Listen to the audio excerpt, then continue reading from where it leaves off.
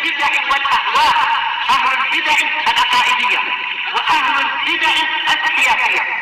أنا أقول بيننا وبينكم السلف، بيننا وبينكم الكتب، كان فيقول البدع بيننا وبينكم الجنة. بسم الله الرحمن الرحيم. الحمد لله رب العالمين، والصلاة والسلام على المبعوث رحمة للعالمين وعلى آله وأصحابه ومن تبعهم بإحسان إلى يوم الدين. أما بعد. Kita masih pada pembahasan khatimah yang dibawakan oleh Al-Allamah Ibnu Utsaimin rahimahullah ta'ala, yang pada hakikatnya pembahasan ini penjelasan tentang pokok-pokok penetapan hukum kekufuran ataupun kefasikan pada suatu perbuatan dan pada orang per orang. Dan telah kita lewati pada pembahasan yang lalu tidak adanya kelaziman antara keduanya. Maksudnya yaitu penetapan suatu perbuatan itu perbuatan kekufuran tidaklah melazimkan pelakunya dihukumi kafir. Kenapa? Indah dia Ja'far.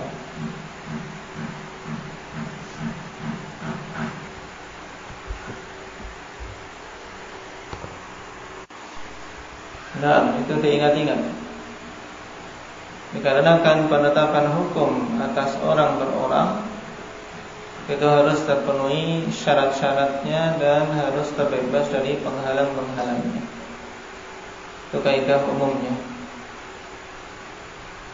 Nah, kemudian Syekh mengatakan wal yahdhar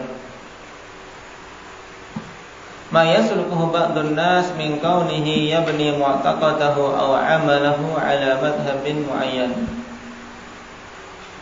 Dan hendaknya seorang berhati-hati dari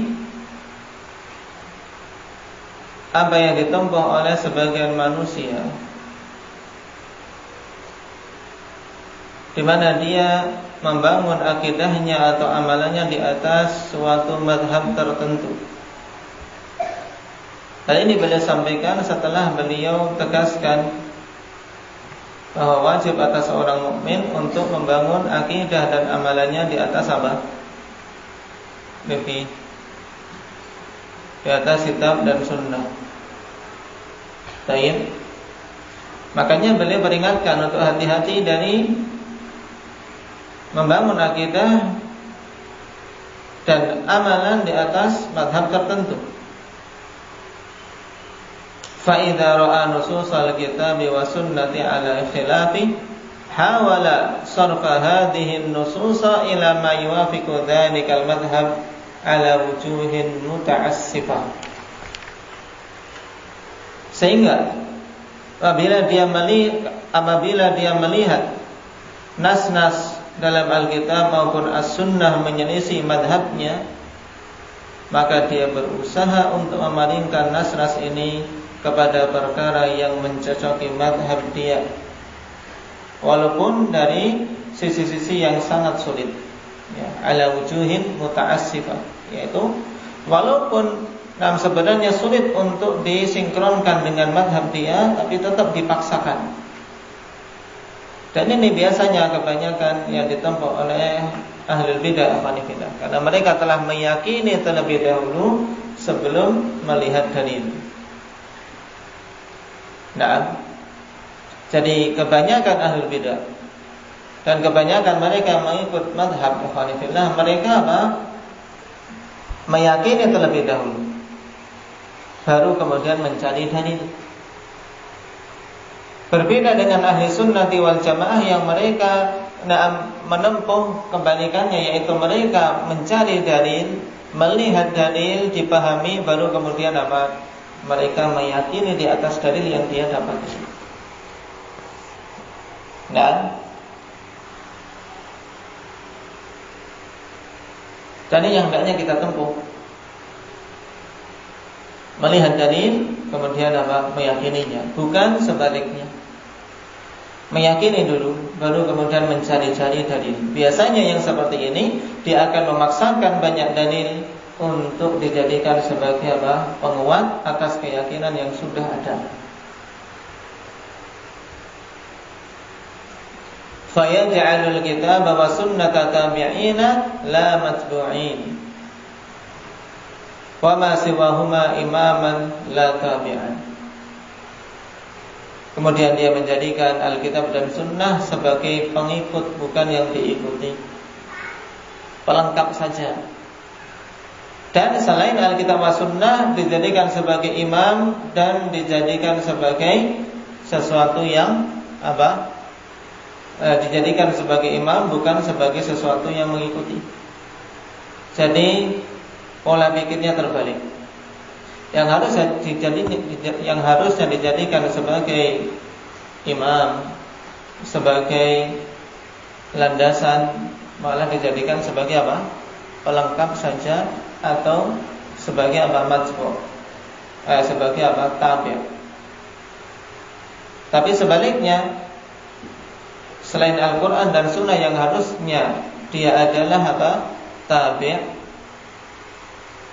yang mengikuti, malah dijadikan sebagai matbu' yang diikuti. Wa hadhihi tariqun min turuqi ashabil hawa la atba'ul huda. Dan ini adalah jalan dari jalan-jalan para pengikut hawa nafsu, bukan pengikut jalan hidayah. Faqad dammallahu hadhihi at-tariqa fi qawlihi wa lam ittaba'al haqqu ahwa'ahum la fasadatis samawati wal ardu wa man fihin bal atainahum bi dzikrihim fahum an dzikrihim mu'ridun. Dan sungguh Allah Subhanahu wa taala telah mencela metode ini di dalam beragama. Apa metode yang dicela ini? Abang Mujahid?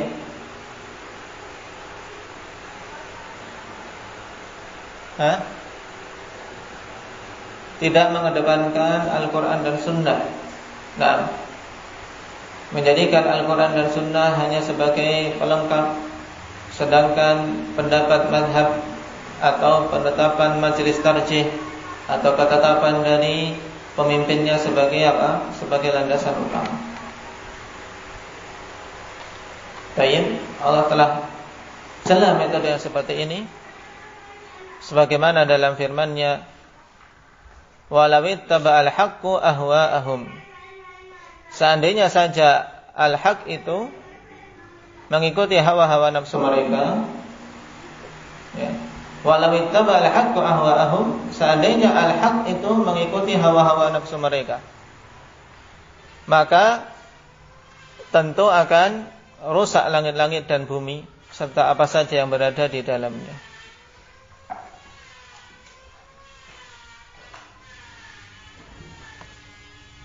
Qala bal atainahum bi dzikrihim.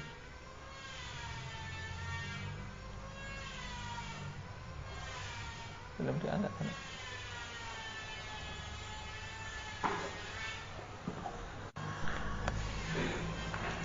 Bal atainahum bi dzikrihim fahum an dzikrihim mu'ridun.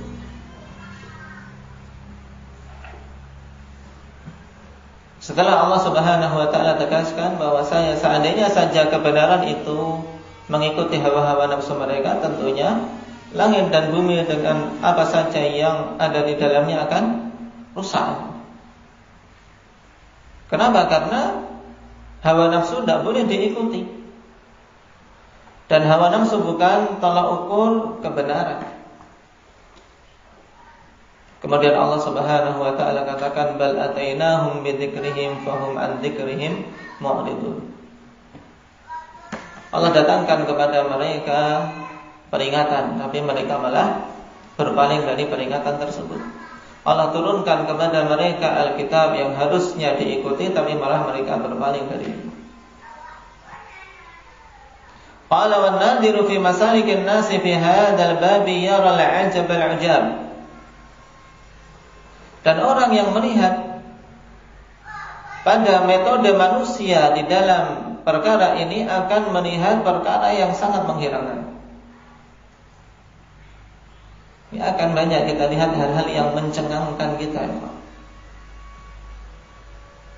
di mana hawa nafsu bisa diibaratkan menjadi sesembahan. Benar dan salah tolak ukurnya hawa nafsu saja, bukan Al-Quran dan Sunnah. Wa ya'rifu shiddata iftikarihi ila rabbih. Dan seorang yang memperhatikan perkara ini maka dia akan tahu betapa butuhnya seseorang terhadap Rabb-nya. Butuh apa? Butuh hidayah. Karena banyaknya manusia yang terpalingkan darinya. Fa huwa hariyun an yastajiba Allah Ta'ala lahu su'alah. Yaqulullahu ta'ala wa idza sa'alaka 'ibadi 'anni fa inni qarib ujibu da'watad da'i idza da'an falyastajibuni wal yu'minu bi la'allahum yarshudun. Sehingga kalau dia tahu dia itu butuh pada Allah, maka orang seperti inilah yang pantas untuk Allah Subhanahu wa ta'ala kabulkan permintaannya. Dalam paragraf ini Syekh ingin menegaskan ikhwani fillah bahwasanya dengan banyaknya pemahaman-pemahaman menyimpang, hal yang paling penting untuk seorang bisa selamat adalah apa? Adalah kembali pada Allah Subhanahu wa ta'ala. Menunjukkan kebutuhan kita kepada Allah dengan senantiasa meminta. Karena memang kita ini hamba yang tidak akan mungkin bisa lepas dari apa? Dari kebutuhan terhadap Allah. Sebab Allah Subhanahu wa ta'ala sendiri telah mengatakan, ya ayyuhan nas antumul fuqara'u ilallah. Wahai sekalian manusia, kalian itu adalah hamba-hamba yang fakir, hamba-hamba yang butuh kepada Allah Subhanahu wa ta'ala. Bahkan dalam sedetik saja kita tidak akan mungkin bisa keluar dari kebutuhan ini. Ini yang harus terpatri pada diri kita. Imam At-Tahawi rahimahullah ta'ala katakan, la yastaghni 'anillahi tarfata 'ain. Wa man istaghna 'anillahi tarfata 'ain faqad kafara wa sara min ashabil hain. Seorang senantiasa butuh kepada Allah. Dia tidak akan pernah merasa cukup dari Allah walaupun hanya sekejap. Jadi harus merasa butuh terus. Nah, kapan saja seorang merasa sudah cukup dari tidak butuh kepada Allah, jadi tidak butuh, dia merasa cukup dengan dirinya, merasa cukup dengan mazhabnya, merasa cukup dengan pengikutnya, tidak butuh lagi kepada Allah, maka kata Imam At-Tahawi, faqad kafar, orang seperti ini telah kufur. Wasara min ashabil hain, dalam sebagian riwayat min ashabil jahim, maka sungguh dia termasuk orang-orang yang celaka. Na'udzubillahi min dzalik. Makanya perbesar ikhwani fillah rasa butuh kita kepada Allah pada semua urusan-urusan kita, terkhusus pada pembahasan kita yaitu dalam usaha kita bisa berakidah dengan akidah yang lurus. Minta petunjuk pada Allah. Nah, kalau sudah ada perasaan merasa butuh yang sangat, maka ini termasuk salah satu hal yang akan menjadikan doanya dikabulkan oleh Allah Subhanahu wa ta'ala. Allah katakan, wa idza sa'alaka 'ibadi 'anni fa inni qarib.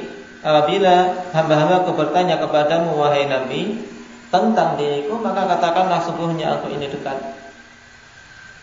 Ujibu da'watad da'i idza da'an. Aku akan menjawab permintaan orang-orang yang berdoa bila dia berdoa kepadaku. Di sini kedekatan apa yang dimaksud? Indak ya Umair? Ijabah. Naam.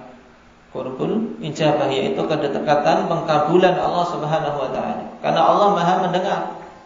Allah mesti mendengar permintaan hambanya, dan siapa saja yang seperti ini keadaannya akan Allah kabulkan. Falyastajibuni wal yu'minu bi la'allahum yarshudun, maka hendaknya mereka menyambut seruanku dan beriman kepadaku agar mereka mendapatkan petunjuk. Fanas'alullaha ta'ala ay yaj'alana mimman ra'al haqqa haqqan wattaba'ah wa ra'al batila batilan wajtanabah. Maka kita meminta kepada Allah Ta'ala agar Allah menjadikan kita termasuk orang-orang yang mengetahui suatu kebenaran itu kebenaran, kemudian mengikutinya. Kenapa? Karena begitu banyak orang tidak bisa mengetahui suatu kebenaran. Juga golongan berikutnya, orang yang mengetahui kebenaran tapi tidak bisa mengikutinya. Ini juga banyak. Dan kita mengharap kepada Allah untuk menjadi golongan yang ketiga, yaitu orang yang mengetahui kebenaran dan bisa mengikutinya. Sebagaimana pula di sini kita memohon pada Allah Subhanahu wa taala untuk Allah jadikan termasuk orang-orang yang bisa mengetahui kebatilan itu batil dan menjauhinya.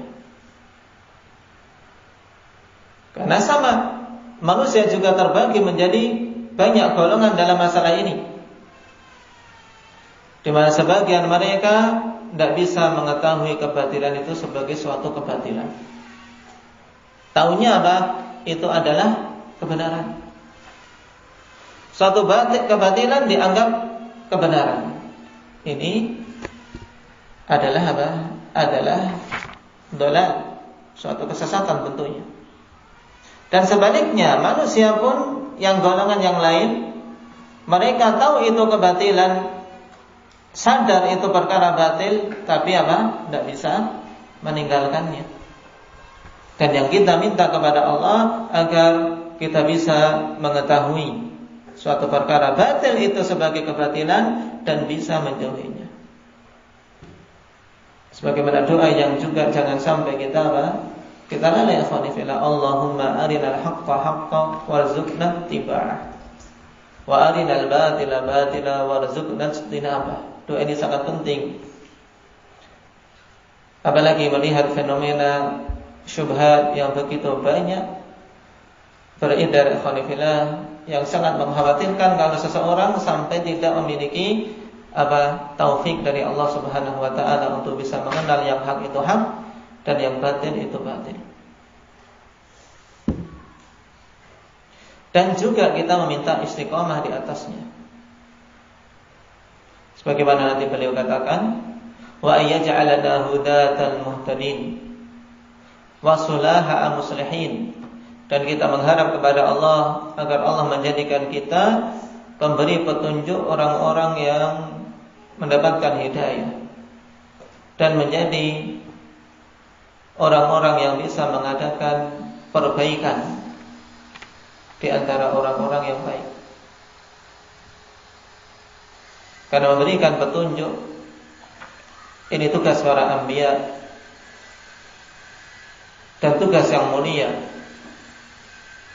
yang diemban oleh para penerusnya, para pewaris Nabi, para ulama, para da'i ilallah, yang tentunya para talabatul ilm ikhwanifillah, mereka berada di jalan untuk bisa menuju ke sana, menjadi orang-orang yang bisa memberikan petunjuk kepada manusia. Ini penting, harus terpaut daripada diri kita. Nah, sebagaimana Allah Subhanahu wa taala sebutkan dalam surat Al-Asr, untuk bisa keluar dari kerugian, ya syaratnya illal ladzina amanu wa amilus shalihat wa tawasaw bil haqqi wa tawasaw bis sabr. Iman, amalan saleh, kemudian apa? Dakwah. Nah, setelah dia beramal tadi. Iman, amal saleh, kemudian memberikan nasihat di atas kebenaran dan memberikan nasihat untuk bersabar. Dakwah. Nah,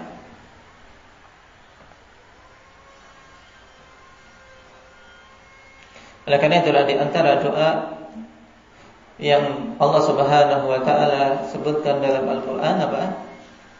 Rabbana hab lana min azwajina wa dhurriyyatina qurrata a'yun waj'alna lil muttaqina imama. Dan jadikanlah kami ya Allah imam bagi orang-orang yang bertakwa. Jadi pimpinan orang-orang yang bertakwa, bukan pimpinan orang-orang yang sesat.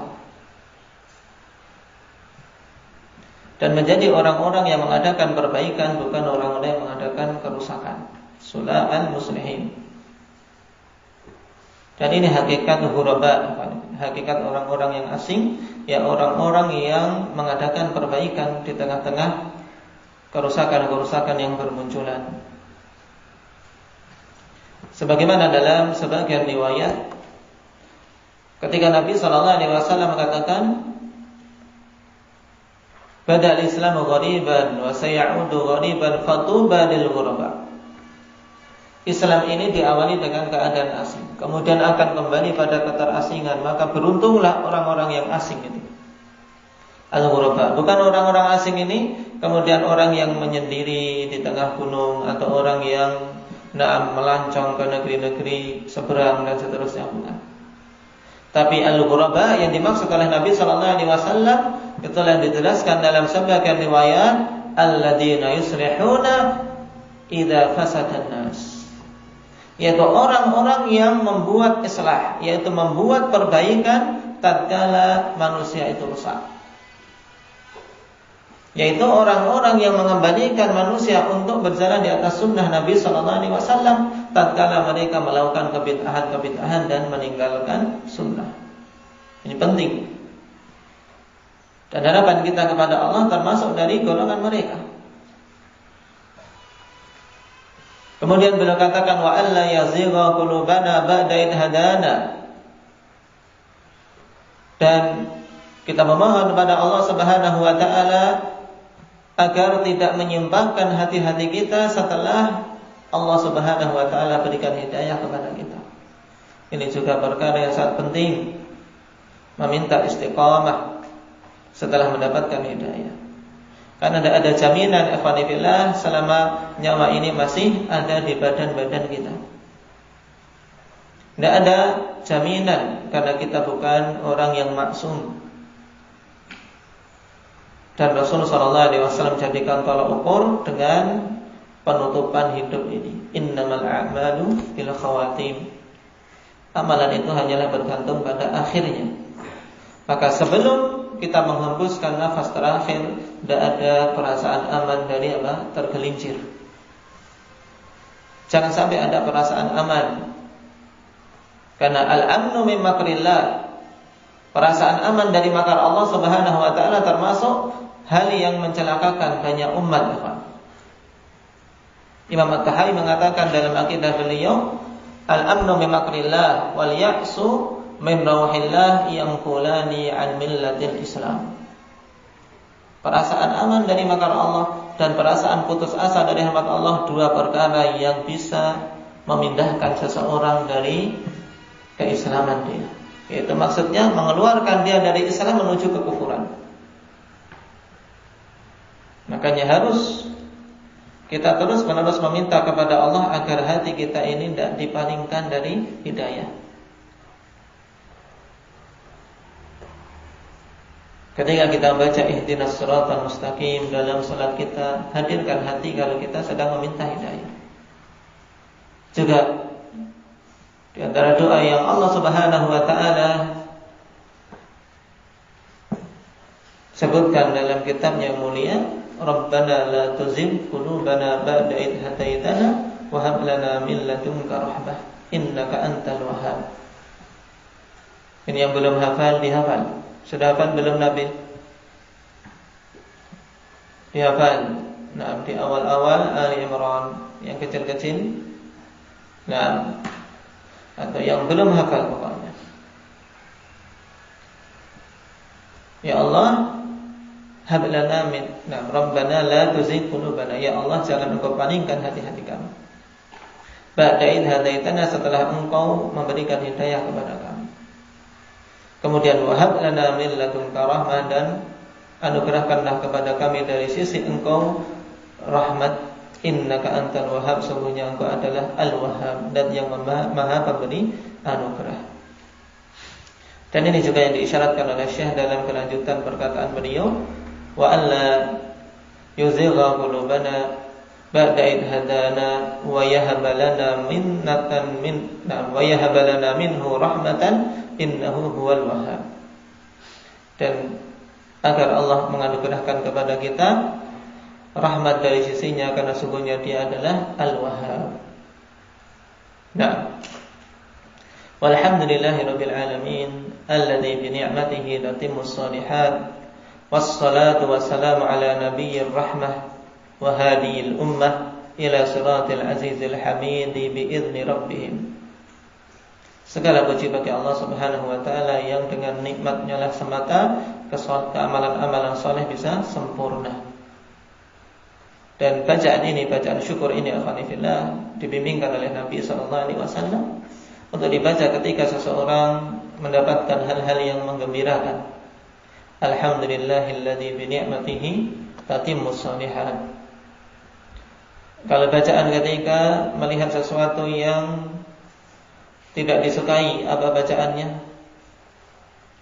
Endang Arif, mendapatkan sesuatu yang tidak disukai, alhamdulillahi ala kulli hal. Taib.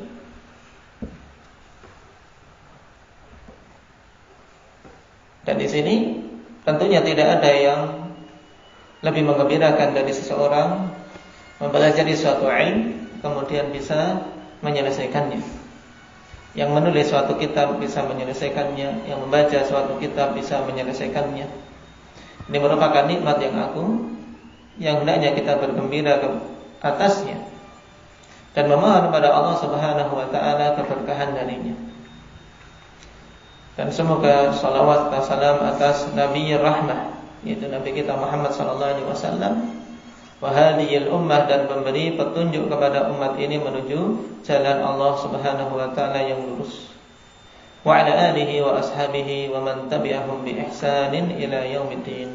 Dan semoga salawat dan salam atas keluarga Nabi dan para sahabatnya serta siapa saja yang mengikuti mereka dengan ihsan pada hari sampai pada hari kiamat. Baik, dengan ini ikhwan fillah kita selesai dari kitab inti, yaitu Al-Qawaidul Muthlah, yang padanya kaidah-kaidah pokok untuk kita bisa memahami akidah asma wa sifat dengan benar. Yang kitab ini walaupun dikarang oleh mutaakhirin, tapi Allah Subhanahu wa taala berikan barokah padanya, sehingga hampir-hampir kitab ini senantiasa dipelajari di ma'had-ma'had, di masjid-masjid ahli sunnati wal jamaah. Taib. Walaupun kitab-kitab yang dikarang pada saat ini begitu banyak, baik itu kitab-kitab muqarrar yang ditulis untuk perguruan-perguruan, atau kitab-kitab disertasi, atau makalah-makalah begitu banyak ditulis seputar asma wa sifat. Tapi al-barakah min Allah, keberkahan itu dari Allah Subhanahu wa taala. Sehingga Allah arahkan hati-hati kita untuk mempelajari suatu kitab, itu Allah saja yang mengarahkan. Dan Allah jaga suatu kitab sehingga terus-menerus diambil kemanfaatan oleh yang lainnya. Ini juga hal yang di luar kemampuan manusia. Walaupun seorang promosi kemana-mana, alhamdulillah, kalau Allah tidak menginginkan di situ ada barokah, ya setelah itu hilang. Tapi kitab yang Allah berikan barokah padanya akan terus-menerus terjaga biidznillah azza wa jalla. Dan ini yang kita harapkan pada semua apa yang kita lakukan. Terlebih lagi yang berhubungan dengan dakwah ini dan dengan ilmu. Tayyib. Dan insyaallah sebelum kita pindah ke kitab berikutnya, kita baca dulu ta'qib, yaitu lampiran yang disisipkan di sini oleh Syekh rahimahullah taala berhubungan dengan permasalahan ma'iyah. yang sebenarnya telah dibahas di dalam kitab tentang perkara ini, tapi untuk semakin memperkuat perkara yang memang pada sebagian manusia, ikhwanifillah, permasalahan ma'iyah ini permasalahan yang membingungkan. Tatkala mereka tidak mendapatkan bimbingan dari ulama ahli sunnati wal jamaah. Taib, dan dipersiapkan. Setelah kita selesai membaca ta'qib, berarti imtihan dari awal. Imtihan dari awal. Minimal yang harus dicapai, ikhwanifillah, antum mungkin kaidah-kaidah pokok, kaidah dalam asma, kemudian kaidah dalam sifat apa, kemudian kaidah dalam adillah apa. Ini intinya. Kemudian pada masing-masing kaidah itu bisa menjelaskan. Dan insyaallah mudah kalau sejak awal sudah paham, tinggal dirangkum. Dirangkum sehingga dia murajaahnya tidak terlalu sulit. Dan kalau sudah tergambar salah satu metode yang mudah, antum melihat daftar isi apa? Antum melihat daftar isi itu sudah murajaah secara cepat. Murajaah cepat ya, antum lihat daftar isi. Mulai dari kaidah tentang asma. Kaidah pertama apa, kaidah kedua, kaidah ketiga, ini kan ibarat catatan ringkas semuanya. Tinggal yang belum lengkap antum lengkapkan. Taib. Misalnya seperti kaidah yang ketujuh, al-ilhad bi asma'illah ta'ala huwal main fiha amma yajibu fiha wa huwa anwa'. Berapa jenisnya antum ingat-ingat. Kemudian kaidah tentang sifat-sifat Allah yang juga jumlahnya 7 kaidah. Ini dimurajaah dari daftar isi. Taib. Mengenai syubhat, ini juga ya, syubhat caranya tinggal lihat. Kalau antum sudah paham syubhat, kemudian bagaimana cara menjawabnya, tinggal melihat. Contoh yang pertama, al-hajarul aswad yaminullah fil ard. Jawabannya bagaimana? Hadisnya dhaif. Ini paling gampang. Tayyib. Contoh yang kedua, qulubul ibad baina isba'aini min asabi'ir rahman. Ini jawabnya bagaimana? Terus demikian. Insyaallah kalau ketika membaca daftar isi ini sudah tergambar pada benak kita, maka berarti biidznillah apa yang telah kita pelajari sudah kita kuasai. Tinggal menguatkan lughahnya, karena pembahasan akidah tanpa lughah yang kuat, tanpa pemahaman bahasa Arab yang kuat, tidak akan sulit untuk seorang memahami dan memahamkan. Memahami untuk diri kita, dan ketika membaca kitab-kitab lain dan memahamkan, kalau kita tidak paham bagaimana bisa memahamkan. Tayyib. Nasallallahu azza wa jalla at-taufiq was sadad, walhamdulillahirabbil alamin.